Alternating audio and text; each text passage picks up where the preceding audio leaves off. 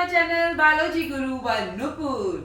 तो मैं आशा करती हूँ आपको मेरी वीडियो पसंद आएगी। आज मैं सेकंड चैप्टर शुरू करती हूँ। Second chapter one day one short video और वन चैप्टर कवर्ड और फुल एनसीईआरटी अच्छे से एक्सप्लेन होगी। चलो हम शुरू करते हैं biological classification chapter number second. तो बायोलॉजिकल क्लासिफिकेशन को यानी कि लिविंग ऑर्गेनिज्म को क्लासिफाई किया। बहुत सारे साइंटिस्ट आए, एक के बाद एक आए। सबसे पहले जो क्लासिफिकेशन अर्लीस्ट क्लासिफिकेशन किसने दी? एरिस्टोटल। किसने दी? एरिस्टोटल। उसने मॉर्फोलॉजिकल कैरेक्टर्स देखे। मॉर्फोलॉजिकल कैरेक्टर्स क्या होते हैं? बाहर से देखा, प्लांट्स हर्ब्स है, प्लांट्स और एनिमल्स में डिवाइड किया। प्लांट्स को किया, पौधों को किया कि वो हर्ब्स हैं, श्रब्स हैं और ट्री हैं, या पेड़ हैं या फिर छोटे छोटे पौधे हर्ब्स हैं या फिर श्रब्स हैं। तो और एनिमल्स को उसने कैसे किया? इनीमा और एनिमिया। तो इनीमा क्या होता है? रेड इनामिया यानी कि रेड ब्लड। अगर रेड ब्लड प्रेजेंट है उसने इनेमिया कहा उसको। और ए मतलब तो एब्सेंट है, यानी कि रेड ब्लड एब्सेंट है तो अनेमिया कहा। तो रेड ब्लड एब्सेंट है, उसने एनिमल को ऐसे किया। पर इसमें बहुत डिसएडवांटेज है, उसने कोई प्रोकैरियोट्स यूकैरियोट्स इसके बारे में कुछ जिक्र नहीं किया। तो बहुत सारे साइंटिस्ट आगे आए, उसको मैं एक बार एक एक करके एक्सप्लेन करती हूँ।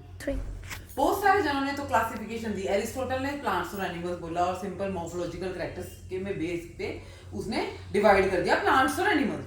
तो उसके बाद आए बहुत सारे किंगडम्स के बेस पे बहुत सारे किंगडम आए। तो उसे टू किंगडम क्लासिफिकेशन किसने दिया? लीनियस ने। उसने सीधा बोला प्लांट्स एंड एनिमल में डिवाइड होते हैं, पर इसमें कुछ नहीं बताया, प्रोकैरियोट्स यूकैरियोट्स कुछ जिक्र नहीं किया। उसका डिसएडवांटेज। फिर अगला आ गया हेकल अंकल आ गए। हेकल थ्री किंगडम क्लासिफिकेशन किसने दी? हेकल। तो उसने प्लांट्स एनिमल और प्रोटिस्ट को ऐड कर दिया। फोर किंगडम क्लासिफिकेशन किसने दी? कॉपलैंड ने। कॉपलैंड ने दिया प्लांट्स एनिमल प्रोटिस्ट और मोनरा को ऐड कर दिया। और फाइव किंगडम क्लासिफिकेशन जो बहुत ही फेमस है, पूरे चैप्टर में हमने फाइव किंगडम क्लासिफिकेशन पढ़नी है, that is given by R.H. Whittaker in 1969। तो ईयर हमने याद रखना है बच्चों, 1969 R.H. विटेकर ने कौन सी क्लासिफिकेशन दी? Five kingdom classification. और सिक्स किंगडम क्लासिफिकेशन दी कार्ल वीज ने। प्लांट्स एनिमल प्रोटिस्ट फंजाई सब ऐड किया, उसने मोनरा को डिवाइड कर दिया। मोनरा में सारे बैक्टीरिया थे, यू बैक्टीरिया और आर्के बैक्टीरिया। तो उसने सिक्स किंगडम। पर वाइडली जो एक्सेप्टेड है वो किंगडम क्लासिफिकेशन कौन सी है? Five kingdom classification given by R.H. Whittaker. तो फाइव किंगडम क्लासिफिकेशन आने से पहले बहुत प्रॉब्लम्स आई। जैसे एरिस्टोटल ने बोला कि प्लांट जैसे सेल वॉल से बनी है, जितने भी सेल वॉल से चीजें बनी है उसने एक ही कैटेगरी में घुसा दिया सबको। जैसे बैक्टीरिया भी सेल वॉल से बना है, वो भी प्लांट के साथ। ब्लू ग्रीन एल्गी वो भी प्लांट के साथ। फंजाई को प्लांट के साथ। ब्रायोफाइट, टेरिडोफाइट, जिम्नोस्पर्म, एंजियोस्पर्म सबको एक ही रूम में घुसा दिया, जिसके करके इतनी प्रॉब्लम्स आई तो इसको नहीं एक्सेप्ट किया गया। तो इस तरह बहुत सारी प्रॉब्लम आई। जैसे पहली प्रॉब्लम ये होगी और दूसरी प्रॉब्लम आई क्लैमिडोमोनास।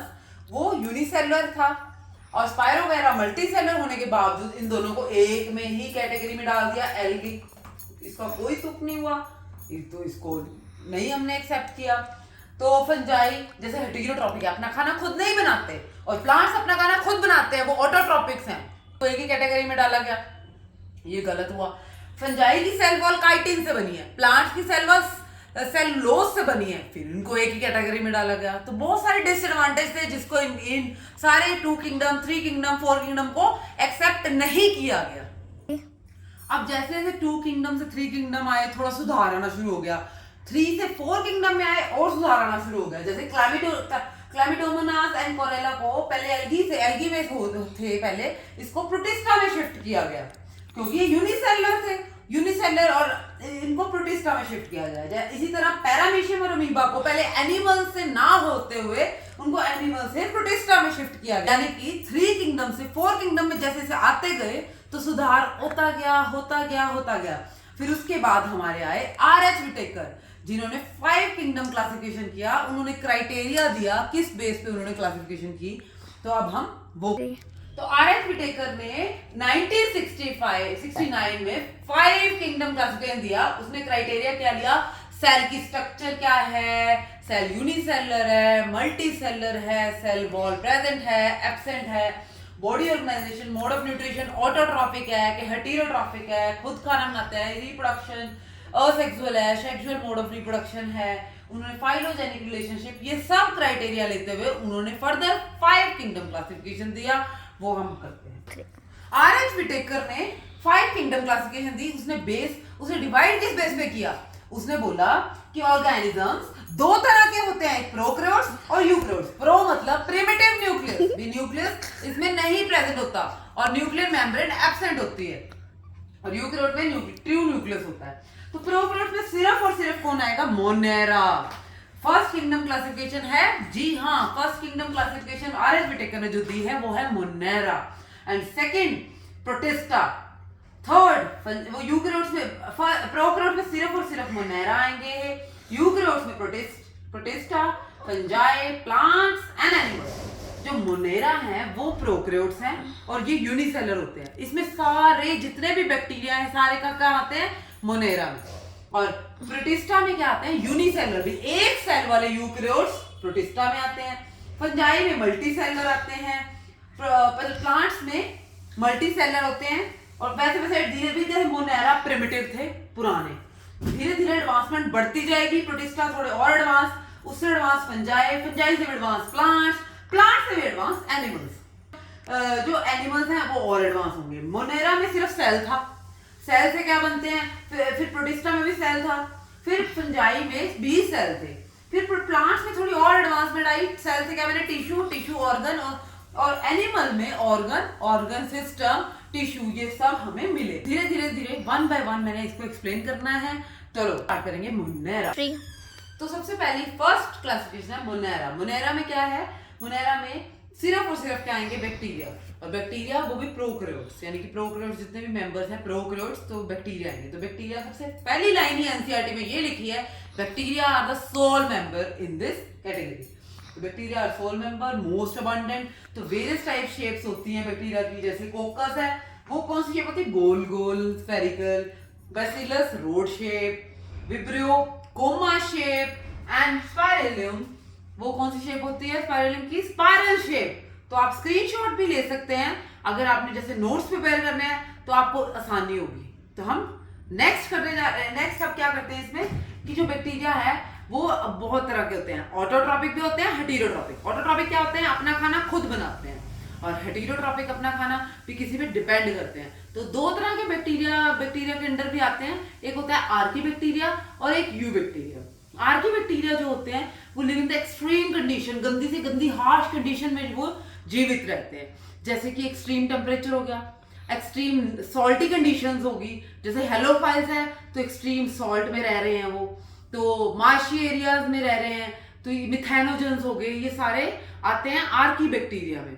जैसे काओ डंग में मिथेन गैस प्रोड्यूस होती है, तो काओ के गट में, रुमिनेंट में एक ऐसे बैक्टीरिया प्रेजेंट होते हैं जो मिथेन प्रोड्यूस करते हैं। तो वो सेलुलोज को डाइजेस्ट कर लेते हैं, हम इंसान नहीं कर सकते क्योंकि उनके गट में ऐसा बैक्टीरिया प्रेजेंट है, मिथेनोजेंस, तो जिसकी वजह से वो सेलुलोज को डाइजेस्ट कर लेते हैं। तो ये हो गया आर्की बैक्टीरिया। तो यू बैक्टीरिया होते हैं ट्रू बैक्टीरिया। अब मैं वन बाय वन इनको एक्सप्लेन करूँ। जैसे कि मैंने बताया बैक्टीरिया दो तरह के होते हैं, ऑटोट्रॉपिक और हेटेरोट्रॉपिक।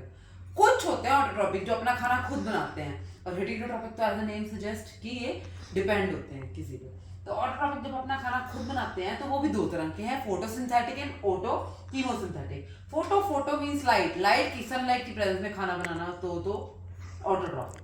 कीमोसिंथेटिक मतलब केमिकल्स की प्रेजेंस में अपना खाना बनाना। तो जैसे एनसीईआरटी में साफ दिया गया है कि कीमोसिंथेटिक कैसे होगा, जैसे oxidation of nitrates, nitrites and ammonia, इसकी प्रेजेंस में बैक्टीरिया अपना खाना बना रहे हैं, तो ये आ जाएंगे कीमोसिंथेटिक के अंदर।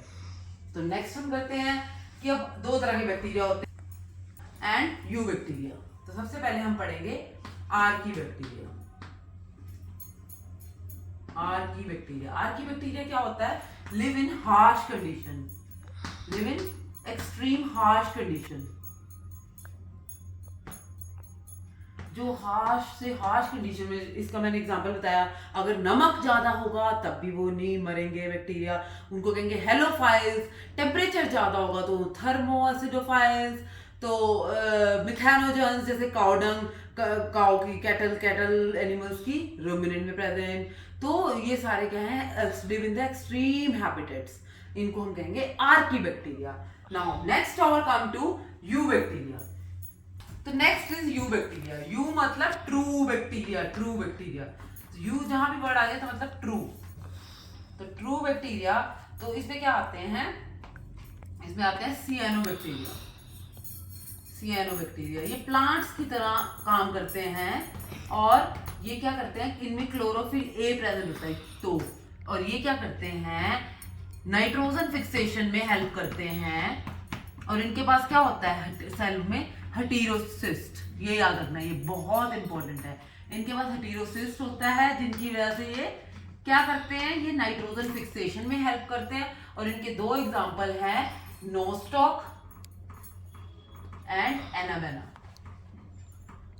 एक बार मैं दोबारा एक्सप्लेन करना चाहूंगी कि यू बैक्टीरिया जो है वो ट्रू बैक्टीरिया है। इनके सेल में हेटेरोसिस्ट प्रेजेंट है जिसकी वजह से नाइट्रोजन फिक्सेशन करने में हेल्प करते हैं। और ये सियानोबैक्टीरिया है और इसके दो एग्जांपल हैं, nostoc and anabaena. Move to next, हमने क्या करना है, इसके बाद यू बैक्टीरिया के बाद हम कर्ड बनाते हैं घर में। हम मम्मी हमारी कर्ड बनाती है ना, कर्ड में क्या कौन सा बैक्टीरिया बनाते हैं, कई बहुत यूजफुल। तो bacteria are abundant in nature, तो यूजफुल भी होते हैं कुछ। यूजफुल कौन कौन से होते हैं, लैक्टिक एसिड बैक्टीरिया किसमें प्रेजेंट होते हैं, कर्ड में। तो ये बहुत यूजफुल होते हैं बैक्टीरिया, तो ये भी इसके अंडर आते हैं। अब पीपीएलओ, पीपीएलओ क्या होता है, प्लूरो निमोनिया लाइक ऑर्गेनिज्म। ये सबसे स्मॉलेस्ट है, स्मॉलेस्ट होते हैं।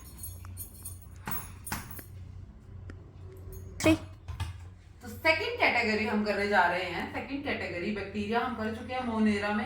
और सेकंड क्लास, सेकंड किंगडम तो वो है प्रोटिस्टा। इसमें क्या आते थे, यूनिसेलुलर, मैं पहले भी बताया था, यूनिसेलुलर यूकैरियोट्स। जितने भी यूनिसेलुलर यूकैरियोट्स आते हैं वो इसके अंडर आते हैं। तो प्रोटिस्टा में सबसे जो पहले आते हैं वो क्राइसोफाइट्स हैं। मैं ध्यान से समझना, जो जो मैं कराऊंगी उतना इनफ है। क्राइसोफाइट्स, क्राइसोफाइट्स में क्या आते हैं, दो चीजें याद रखनी है फर्दर, एक डायटम्स, एक डेस्मिड्स। डेस्मिड्स को हम गोल्डन एल्गे भी कहते हैं, गोल्डन एल्गे भी कहते हैं। और डायटम्स को, डायटम्स में सिलिका प्रेजेंट होती है इन सेल वॉल, पॉलिशिंग के लिए काम आती है। Silica present in cell wall, बहुत इंपॉर्टेंट है। डायटम्स में सिलिका प्रेजेंट होती है सेल वॉल में, जिसे सोप लाइक स्ट्रक्चर बना लेता है ऐसे समुद्र में। तो डेस्मिड होता है गोल्डन एल्गे। और क्राइसोफाइट्स में और हमने क्या, तो ये दो चीजें याद करनी है, और साथ में वही सॉप बॉक्स, सॉप शेल। तो ये तीन चीजें हमें क्राइसोफाइट्स में याद रखनी है। और थर्ड है, सेकंड है डाइनोफ्लैजेलेट्स। डाइनोफ्लैजेलेट्स, फ्लैजेलेट्स, डाइनो मतलब टू, तो फ्लैजेला मतलब फ्लैजेला, दो फ्लैजेला प्रेजेंट है। और इसमें एड्स मतलब प्लेट्स, सेलुलोज प्लेट्स प्रेजेंट है। इनकी सेल वॉल में दो फ्लैजेला प्रेजेंट है, डाइनोफ्लैजेलेट्स कहते हैं। और एड्स यानी कि इसमें बहुत सारी सेलुलोज प्लेट्स होती हैं। और इसका एग्जांपल एक है ग्वेनुलॉक्स। ये बहुत इंपॉर्टेंट है, नीट में कितनी बार क्वेश्चन आया है, ग्वेनुलॉक्स। तो इससे क्या होता है, ये बहुत ज्यादा ऑर्गेनिज्म, बहुत ज्यादा अगर जब हो जाए रेड सी, तो सी हमें लाल रंग के दिखने लग जाते हैं, रेड सी। क्यों इनका कलर, और ये बहुत डेंजरस हैं एक्वेटिक लाइफ के लिए, यानी कि बहुत हार्म करते हैं, वो उनको किल कर देते हैं एक्वेटिक यानी कि फिश वगैरह को। तो ग्वेनुलॉक्स, तो इसका एग्जांपल ग्वेनुलॉक्स है। क्राइसोफाइट्स में हमने डायटम्स और डेस्मिड्स को याद रखना है। डायनोफ्लैजेलेट्स में दो फ्लैजेला होते हैं, और ये मैरीन और एक्वेटिक दोनों फ्रेश वाटर में, और इसमें दो फ्लैजेला होते हैं, सेलुलोज प्लेट्स के बने होते हैं। और ग्वेनुलॉक्स इसका एग्जांपल है। और रेड सी अपीयर रेड, और ये dangerous to many aquatic life रखना है। थर्ड में आ गया, थर्ड हमने क्या अभी क्या करा था, डाइनोफ्लैजेलेट्स और क्राइसोफाइट्स पढ़ चुके हैं। थर्ड है यूग्लिनोइड्स। यूग्लिनोइड्स, तो यूग्लिनोइड्स में क्या होता है, ये फ्रेश वाटर में प्रेजेंट होते हैं। और ये यूग्लिनोइड्स क्या है, एग्जांपल है यूग्लिना, लिग्नोइड्स है यूग्लिना, और इसका मेन जो फीचर है, ये autotrophic in the autotrophic show करता है feature in the presence of sunlight. जब सन हो तो ये अपना खाना खुद बनाता है। और हेटेरोट्रॉपिक करता है जब सन ना हो, यानी कि अपना खाना खुद नहीं बनाता। इसका ये बहुत इंपॉर्टेंट फीचर है।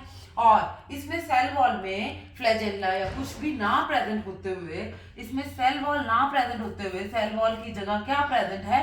Protein rich layer called pellicle. Protein rich layer called pellicle. तो अब मैं ये दोबारा एक्सप्लेन करती हूँ। यूग्लिना में हमने क्या क्या, यूग्लिनोइड्स में क्या क्या याद रखना है?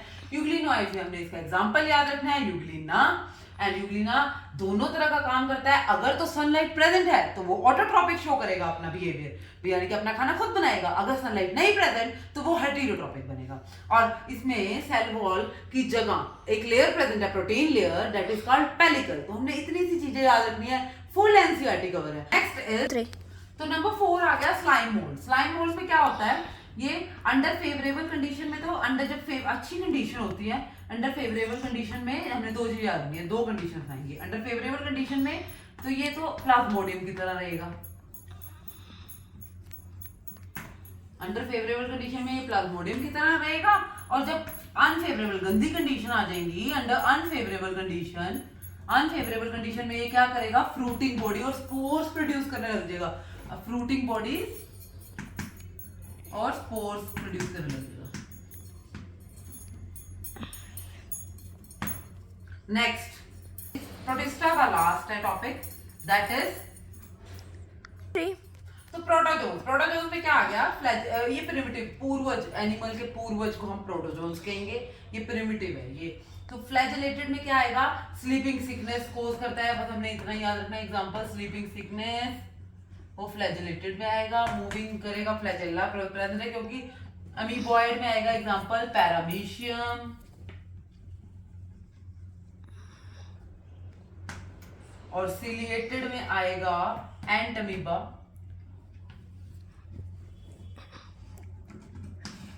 फिर प्रोस्पोरोजोन्स में आएगा malaria bye Plasmodium.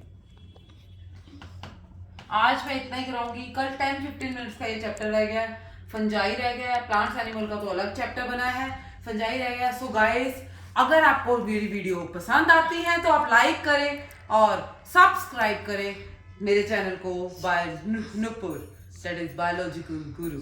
So please subscribe, do subscribe and like my channel.